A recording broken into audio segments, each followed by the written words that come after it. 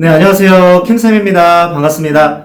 자, 오늘은 블로그로 돈 버는 법 3탄입니다. 건바이건 관련 세부 정보를 함께 분석하는 시간을 가져볼까 합니다. 자, 우선 분석하기 이전에 간단하게 어떻게 대행사들을 통해서 또 수익이 발생되어지고 있고 또 클라이언트와 또 대행사 그리고 개인 블로거들이 어떠한 식으로 연결이 되어 있는지 그 구조에 대해서 먼저 살펴보도록 할게요. 블로그를 운영하시는 분들이라면 클라이언트와 대행사와의 관계 그리고 대행사와 개인 블로거들과의 관계에 대해서 아는 것이 좀 중요합니다. 이 부분을 모르시면 대행사들이 다 사기업체 같고 또 저품질이 오면 다 대행사 책임으로 돌리시는 분들이 있기 때문에 제가 최초로 대행사 입장에서 여러분들에게 좀 팁을 드리기 위해서 공유를 해드리는 거니까 오해 없이 참고하시기 바라겠습니다. 자, 우선 대행사 기준으로 말씀을 좀 드리자면 대행사 내부에 영업부서가 존재합니다. 그 영업부서에서는 네이버 키워드 광고에서부터 시작해서 배너 광고, 브랜드 광고, CPA, CPC, CPI, 바이럴 마케팅 이런 식의 여러 가지 광고 영업들을 하게 되죠. 마찬가지로 바이럴 영업부에서는 블로그 영업을 통해서 클라이언트들을 만들게 되고 또 그 광고주가 블로그 관리 대행을 맡기면 해당 대행사에서는 광고 대행을 도와주게 됩니다. 일반적으로 저희 대행사 기준으로 볼 때 광고주에게 블로그를 통해서 받는 비용이 대략 건당 한 5만원 정도 그렇게 이제 비용을 받고 있고요. 월 20건 정도의 블로그 포스팅 발행을 도와주고 있습니다. 물론 대행사마다 기준도 다르고 개수도 다르기 때문에 절대값은 아닙니다. 한 달에 20건 포스팅 발행 기준을 볼 때 건당 5만원이면 약 100만원 정도의 예산을 받고 대행을 하겠죠. 대행사가 광고주에게 받는 비용은 월 기준 포스팅 20건 발행 기준으로 평균 100만원에서 한 120만원 정도 그렇게 비용을 받고 진행을 합니다. 대행사에서 관리하는 클라이언트들이 한두 곳이 아니다 보니까 물량이 많으면 자체적으로 소화하기가 굉장히 어렵습니다. 그래서 개인 블로거들에게 외주를 주는 것인데요. 이것이 바로 건바이건 시스템입니다. 대행사에서는 약 2만원 정도로 개인 블로거들에게 건바이건을 맡기게 되는데요. 자, 100만원이라는 금액을 광고주에게 받고 블로그 건당 2만원에 개인 블로거들에게 월 포스팅 20건을 외주를 줬다면 약 40만원 정도의 비용이 들어가게 되겠죠. 그럼 대행사에서는 약 60만원의 이익이 발생을 하는 것입니다. 대신 원고는 대행사 직원들이 직접 작성을 하고요. 개인 블로거들에게 맡긴 원고가 상위 노출이 되면 마케팅 효과에도 어느 정도 도움이 되기 때문에 광고주들 매출에도 도움이 되고 또 대행사 입장에서도 직접 작업을 하지 않아도 이득이 발생이 되어지고요. 또 개인 블로거들은 원고를 그대로 올려주기만 하면 되기 때문에 서로 좋은 시스템이라고 볼 수 있고요. 이런 인프라 시스템으로 현재 운영이 되어지고 있습니다. 가끔 저에게 대행사들 사기업체들 때문에 저품질이 됐어요 라고 말하시는 분들이 있는데요. 모든 대행사가 다 사기업체는 아닙니다. 실제로 지금도 정상적으로 운영을 하고 있는 대행사와 안전하게 조인해서 건바이건으로 수익을 가져가는 분들도 상당히 많이 있습니다. 저품질 블로그의 원인은 다양하겠지만 대행사 탓으로만 돌리기에는 제가 볼 땐 좀 무리가 있는 것 같고요.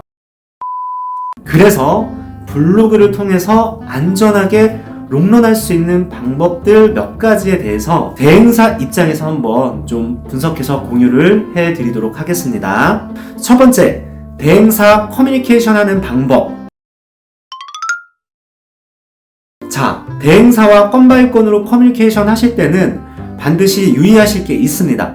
바로 불법 키워드 원고를 제공해 주는지 우선적으로 확인을 해보실 필요가 있고요. 불법 키워드는 예전 강의에서 한번 언급을 해드렸기 때문에 한번 그 영상 참고하시기 바라고요. 원고를 받을 때 원고 내용의 본질을 흐리지 않는 선에서 살짝 가공이 가능한지 그 여부에 대해서 조율하시는 것도 굉장히 중요합니다. 예를 들면 사진을 받았다면 사진 간단 편집이 가능한지 또 액자 편집이라든지 선명도 조절이라든지 이런 부분들을 잘 확인해 보시고 담당자와 잘 조율하시는 것이 좋습니다. 그 받은 원고가 과거에 이미 발행된 원고인지 또 어떤 용도로 사용되었는지 저희는 알 수가 없기 때문에 반드시 어느 정도 수정이나 가공이 가능한지 여부를 확인을 해 보시고요. 만약에 그것이 가능하다면 그 업체와 진행을 하시고 사진 간단 액자 편집 정도나 혹은 글자를 살짝 가공하셔서 올려주시는 것이 좋습니다. 둘째, 같은 키워드 중복. 같은 키워드를 계속 주는 경우가 있습니다. 첫 번째 받았던 원고의 주제 키워드가 예를 들면 모텔 가구라는 키워드로 받았는데 줄 때마다 계속 모텔 가구 관련된 키워드와 해당 주제로 원고를 주는 경우가 있습니다. 네이버에서는 같은 패턴과 같은 키워드 반복을 정말 싫어합니다. 줄 때마다 같은 키워드를 준다면 본인이 유도리 있게 필터를 하시는 것이 좋고요. 블로그를 여러 개 키우셔서 하나의 블로그에 같은 키워드가 계속 중복되어서 올라가지 않도록 나눠주시는 것이 좋습니다. 아까도 말씀드렸다시피 대행사 건 바이 건으로 원고를 받았다가 저품질이 되는 경우는 원고 자체에 문제가 있을 수도 있으나 본인이 이런 블로그 컨트롤이 잘 되지 않아서 망가지는 경우도 굉장히 많습니다. 이 점 꼭 유의하셔서 안전하게 진행하시는 것이 좋고요. 그리고 가급적이면 건 바이 건은 1일 1포스팅 이상은 하지 않는 것이 좋습니다.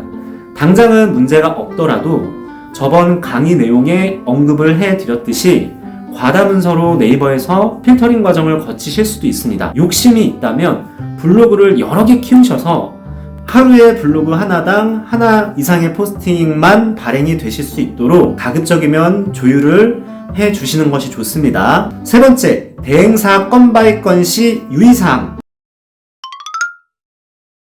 자, 대행사를 알아보실 때 중개 포털을 통해서 직접 알아보시는 분들도 있지만 블로그를 키우시고 지수가 어느 정도 올라갔다면 해당 블로그를 보고 또 대행사 쪽에서 쪽지도 상당히 많이 옵니다. 저에게 오는 질문 중 하나가 중개 포털이 아니라 쪽지로 오는 대행사들을 믿어도 되는지 그 여부에 대해서 물어보시는 분들이 간혹 있더라고요. 쪽지를 건넨 대행사라고 해서 다 사기 업체는 아닙니다. 아까도 말씀드렸듯이 쪽지 안에 조건들을 정확하게 확인해 보시고요. 괜찮다 싶으면 그 담당자와 커뮤니케이션을 하셔서 정확하게 좀 알아보시고 어떤 문제의 소지가 보이지 않는다면 알아서 유도리 있게 조율을 해보시는 것도 좋습니다. 유의사항이 있다면 그 대행사가 어떤 대행사인지 사무를 정확하게 해보시는 것도 중요합니다. 이외에 홈페이지 확인도 한번 해보시고요. 그 회사에 대해서 정확하게 좀 알아보실 필요가 있습니다. 왜냐하면 간혹 대행사가 아닌 개인이 운영하는 사업자가 없는 작은 회사의 경우에 문제가 생기거나 건당 수익 지급을 해주지 않는 경우도 있기 때문에 그 회사의 출처를 명확하게 잘 알아보시고 진행하시는 게 우선이고요. 가장 중요한 건 주는 원고에 문제가 있는지에 대한 부분들을 살펴보시는 것이 굉장히 중요합니다. 아닌 것 같으면 과감하게 그 원고는 받지 않는 것이 좋고요. 건 바이 건 운영을 오랫동안 하시다 보면 물론 그런 능력도 자연적으로 생기실 거니까 지나친 거부감도 가지실 필요는 없으실 것 같아요. 자, 오늘은 블로그로 돈 버는 법, 건 바이 건으로 안전하게 롱런할 수 있는 방법들에 대해서 간단하게 알아봤습니다. 많은 분들이 기대와 목표를 가지고 지금도 블로그를 키우시고 계시고 또 체험단이나 원고대행, 기자단, 건 바이 건 이런 부분들을 통해서 부업으로 수입을 가져가고 있습니다. 기왕 운영을 하실 거라면 대행사와 커뮤니케이션을 잘 해보시고요. 그렇게 안전하게 운영을 하시는 것들을 추천을 해드립니다. 이 영상이 도움이 되셨다면 반드시 구독 신청 부탁드리고요. 저는 다음 이 시간에 뵙도록 하겠습니다. 이상 김쌤이었습니다. 감사합니다.